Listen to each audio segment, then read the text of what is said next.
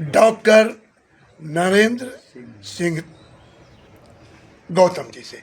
नरेंद्र सिंह गौतम जी का देखिए, सबसे पहले मैं इनकी ये डायरी दिखाता हूँ, ठाकुर प्रसाद की डायरी।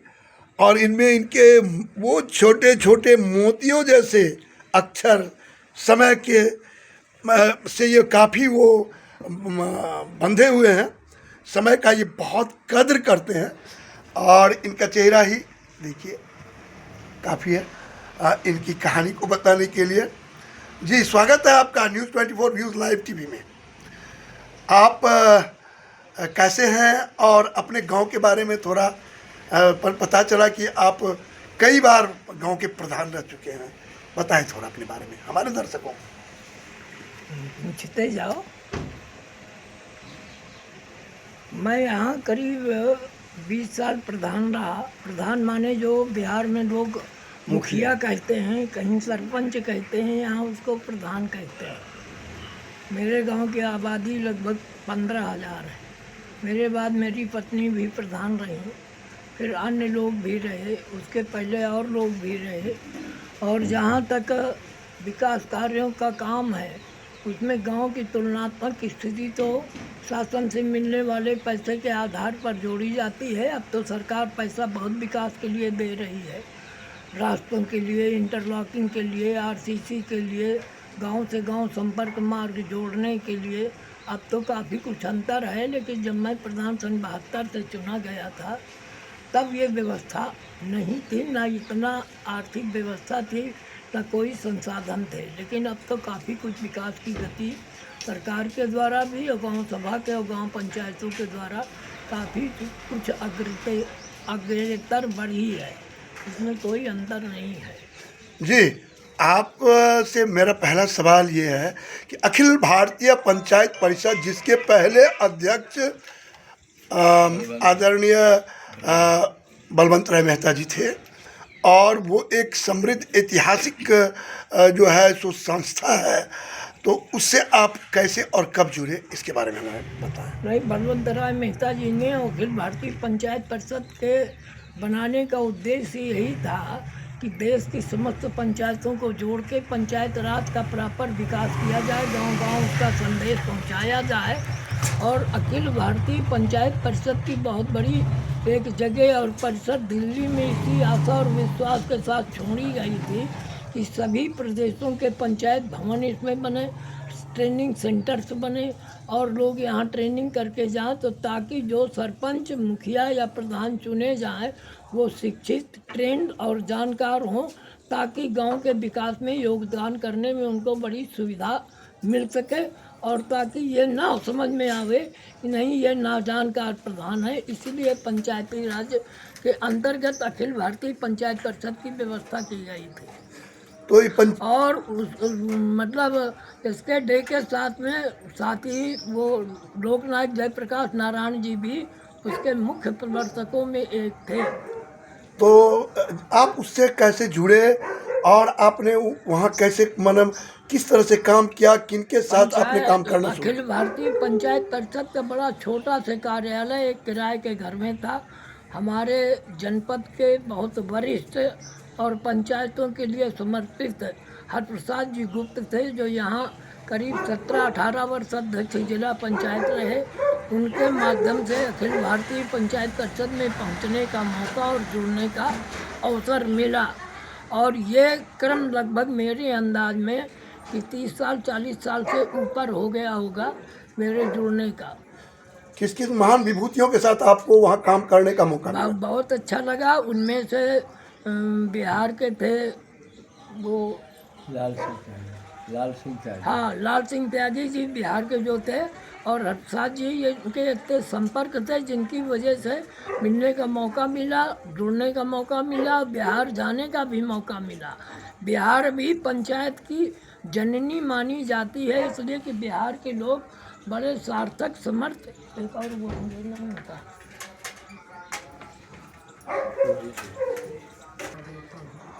जी, तो यहाँ पर उसके बाद जब वो एक छोटे से कमरे में होता था, फिर मयूर बिहार में एक बहुत बड़ा भूखंड है जिसपे अभी अखिल भारतीय पंचायत परिषद है। वो आपके सामने में कैसे कैसे क्या हुआ, थोड़ा संक्षिप्त में। बिल्कुल बिल्कुल, उसमें मेरे सामने बढ़ते बढ़ते और बहुत बड़ा सम्मेलन वहाँ पंचायत का हुआ। और ये बिहार की धरती क्रांतिकारियों की धरती है। वहाँ से बहुत लोग पंचायतों से लेके हर क्रांति में जुड़े। हर काम को उन्होंने क्रांति के रूप में किया ताकि ये अग्रसर हो, आगे बढ़े। आज भी वहीं से अखिल भारतीय पंचायत परिषद के अध्यक्ष श्री वाल्मीकि प्रसाद सिंह जी हैं, जो वहाँ के ब्लॉक प्रमुख भी रह चुके हैं मोकामा के। और इस समय वो अखिल भारतीय पंचायत परिषद में रह करके एक समर्पित भाव से अपने कर्तव्य का निर्वहन कर रहे हैं। वहाँ चुनाव भी हुआ जो उसका बायलॉज था उसके आधार पे चुनाव भी होता रहा। तो आपके मतलब जब आप चुनाव प्रभारी बने, सहायक और फिर बाद में प्रमुख, तो कब कब कैसे चुनाव हुआ उसमें भी थोड़ा नहीं, मेरे यहाँ तो आज तक चुनाव हमेशा समय से उत्तर प्रदेश में पंचायतों के चुनाव समय से होते हैं। और अब भी जून जुलाई में निर्धारित समय पे चुनाव हो जाएंगे, भले ही विधानसभाओं के चुनाव हैं। लेकिन पंचायत राज विभाग मान रहा है कि मुझे चुनाव करवा देना है।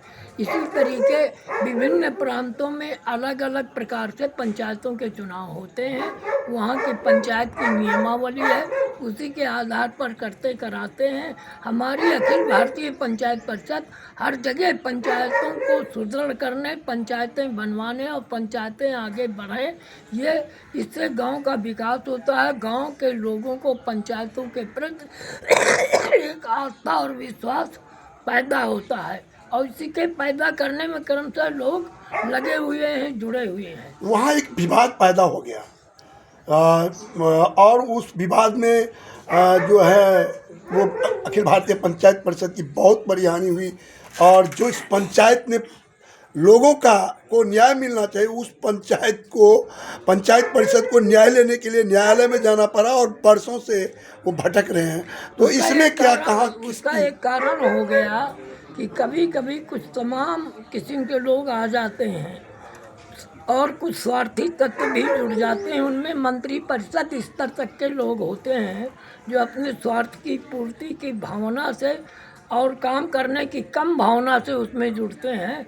उस तरीके के लोग भी जुड़े, जिसके कारण कभी कभी कुछ न कुछ विवाद उसमें पैदा हुआ।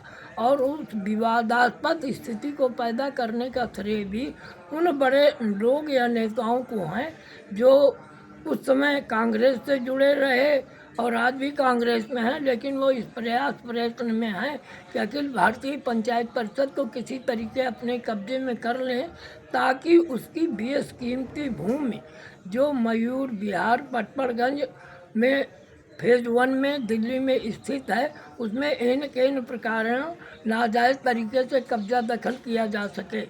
आप जब चुनाव प्रभारी या सहायक चुनाव प्रभारी रहे, उस समय जब चुनाव हुआ तो उस समय में कौन चुनाव जीते, कौन अध्यक्ष बने? मैं जब चुनाव प्रभारी बना, चुनाव करवाया तो बिल्कुल नियमानुसार चुनाव हुआ, निष्पक्ष चुनाव हुआ। और निष्पक्ष चुनाव का रिजल्ट उसी समय रजिस्ट्रार के यहाँ और सब जगह नियमानुसार अंकित कराया गया, उसकी प्रतियां दी गईं और श्री वाल्मीकि प्रसाद जी अध्यक्ष चुने गए।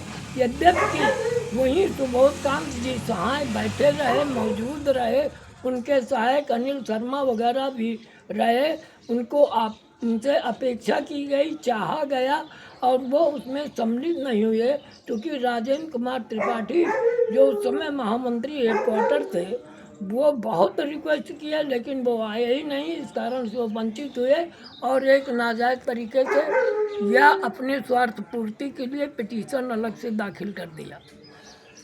क्या कहना चाहेंगे आप, जो किस तरह से इस जो है राष्ट्रीय स्तर की इतनी समृद्ध संस्था जिसमें इतने बड़े बड़े हमारे नेता, राष्ट्रीय जिसमें लोक नायक जयप्रकाश नारायण जैसे रहे हों, एस.के. डे जैसे लोग रहे हों, उस संस्था को इतना परिमार्जित करके इतनी बड़ी बनानी चाहिए ताकि उन विभूतियों के नाम के साथ देश की पंचायतों का गौरव बढ़े, पंचायत प्रतिनिधियों का उसमें सम्मिलित होने का मौका मिले और वो अच्छा प्रशिक्षण ग्रहण करके अपने अपने क्षेत्र में विकास का कार्य संपादित कर सकें।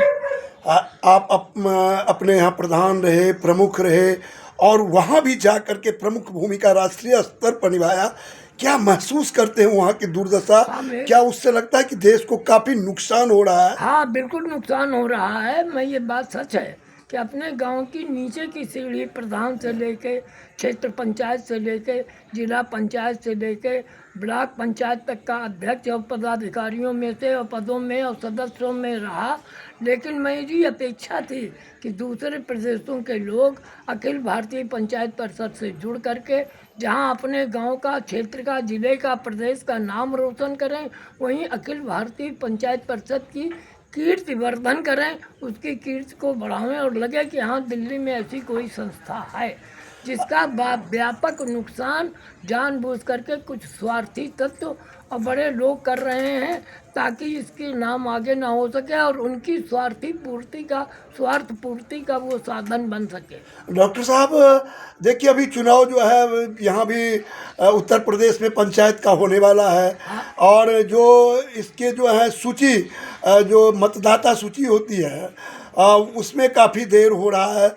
क्या इस सब तरह की जो समस्याएं खड़ी हो रही है, और विधानसभा जो है उससे कारगर प्राथमिक इकाई है पंचायत गांव, तो क्या लगता है कि जो इस तरह के झगड़ों से भी बहुत बड़ी समस्या खड़ी हुई है? अभी कल का भी अखबार में छपा था कि यहाँ पंचायतों के चुनाव की मतदाता सूची जून में कंप्लीट करके अंतिम प्रकाशन उसका कर दिया। फरवरी में होने वाला था, मार्च में होने वाला था। नहीं, वो जून के जुलाई में ही निर्धारित है। उसके सबकी तारीखें अलग अलग निर्धारित हैं।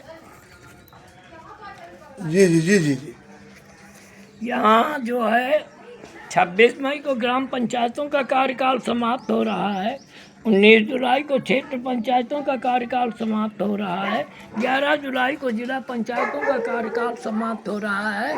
तो उस कार्यकाल के समापन के पहले यहाँ पंचायतों का चुनाव करवा देना निर्धारित प्रक्रिया के अंतर्गत है। इतने लंबे अनुभव से क्या आप बता सकते हैं कि जो दर्शक हमारे देख रहे हैं कि जो ये पंचायत है वो विधानसभा से कहीं मजबूत हो? क्योंकि अभी परिसीमन की भी बात हो रही है, जो छोटे स्तर पर इनको मजबूत किया जाए। विधानसभा कारगर उतना नहीं है जितना कि पंचायत हो सकता है। इसमें राज्य सरकार जो है वो 29 विषय को दबा करके और जनता को भ्रमित करने का प्रयास कर रही है। कांग्रेस से लेकर के आज तक चट्टे बट्टे बने हुए।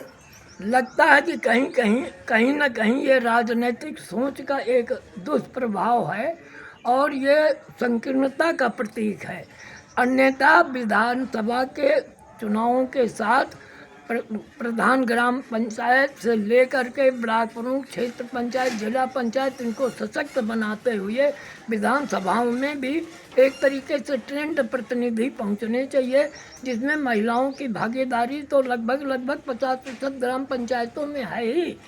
अब वो जरूर विधानसभाओं के बीच में अटका हुआ मामला है और इसमें से महिलाओं की भागीदारी उसी अनुपात से होनी चाहिए ताकि उनका योगदान जहां घर में है वो गांव पंचायतों से लेकर क्षेत्र पंचायत और जिला पंचायत तक तो यहाँ उपस्थिति दर्ज रही है।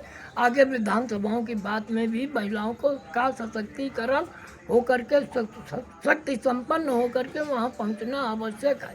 क्या संदेश देना चाहते हैं जो दर्शक आपको देख रहे हैं, जो युवा देख रहे हैं, आने वाली पीढ़ी जो आपको सुन रहे हैं, और उनके लिए क्या कहना चाहिए? मेरा विश्वास है कि आने वाली पीढ़ी एक सशक्त पीढ़ी के रूप में उभरेगी, देश का विकास करेगी, पंचायतों को समुन्नत करेगी, पंचायतों पर यकीन करेगी ताकि पंच परमेश्वर के रूप में पुनः उसकी स्थापना हो और लोग एक दूसरे पर विश्वास करें ताकि गांव का विवाद गांव में ही संपन्न, संपादित और निर्विवाद तरीके से हल हो। आगे उसमें अदालत और कोर्ट कचहरी जाने की किसी को ज़रूरत न पड़े।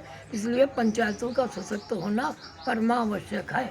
जब तक पंच परमेश्वर के रूप में सामने नहीं आएंगे और पंचायत को उनका अधिकार जो है ये राज्य सरकार नहीं देगी, केंद्र सरकार नहीं देगी, तब तक इसका विकास होना संभव नहीं है। इनके बातों से आप कितने सहमत हैं हमें कमेंट करके बताएं। साथ ही साथ हमारे चैनल को आप लाइक सब्सक्राइब करें। कैमरा पर्सन के साथ में हरशंकर तिवारी, उत्तर प्रदेश, भारत। चाय पियो, ठंडी हो गई।